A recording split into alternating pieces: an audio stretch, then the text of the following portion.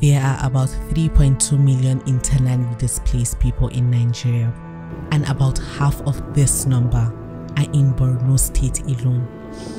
Hundreds of thousands of these IDPs have sought refuge in the state capital, Maiduguri, but this is gradually changing. The Borno State government has been committed to relocating IDPs out of camps to resettlement sites or their local government areas.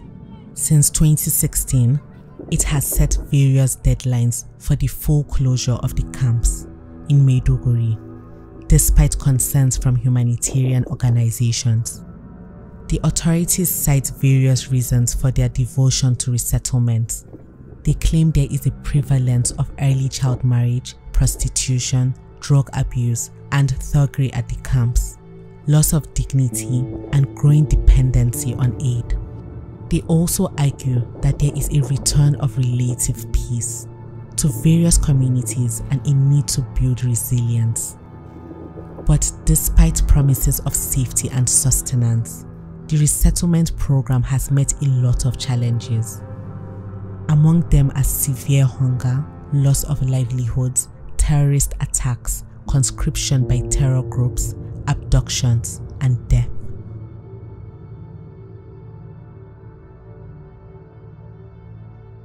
At Gidantaki IDP camp, we got food from time to time, even if it was small. But since we came here, who has given us food? The governor promised he would give us, but we still have not seen anything. We haven't seen the man himself, much less food. Hunger remains our biggest problem.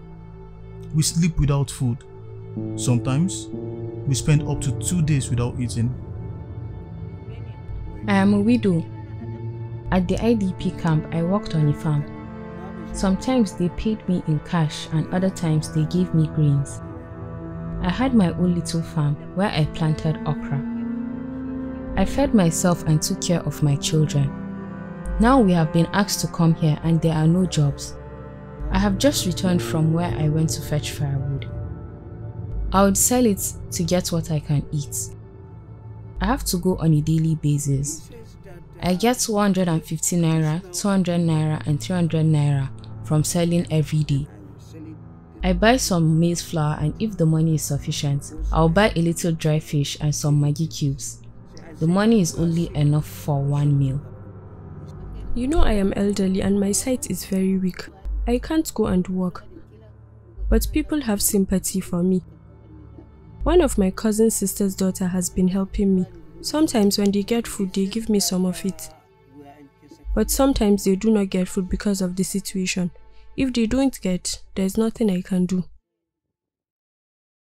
Because of the volatile situation of many of the communities where IDPs are taken to, such as Baga, Gudumbali, Goza, Kukawa, Mafa, Ngom, Showari, and so on, those resettled run the risks of getting attacked. Some people from Ngom have been abducted while they went to fetch firewood, and others have been killed during attacks on military bases.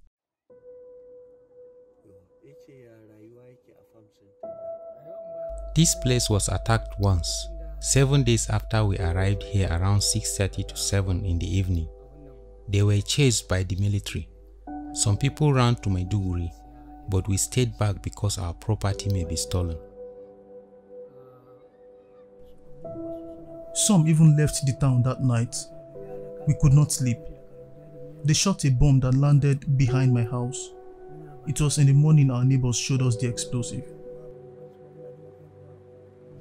State officials often emphasize that the resettlement efforts are voluntary, in line with international laws. But many of the IDPs who were resettled do not feel that way.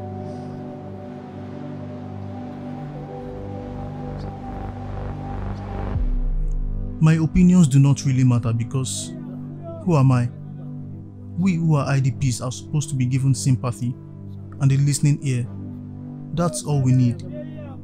But they just came and said one Friday that we should pack and leave. Just like that. No one asked about our opinion. Nobody told us why. What we need from the government is a supply of food. Maybe they should allow the NGOs to supply us food or provide a way for us to get it. The second issue is about toilets. We don't have toilets here. We need them to build toilets. What we have are toilets we dug up by ourselves, not far from here. But our primary concern is the food.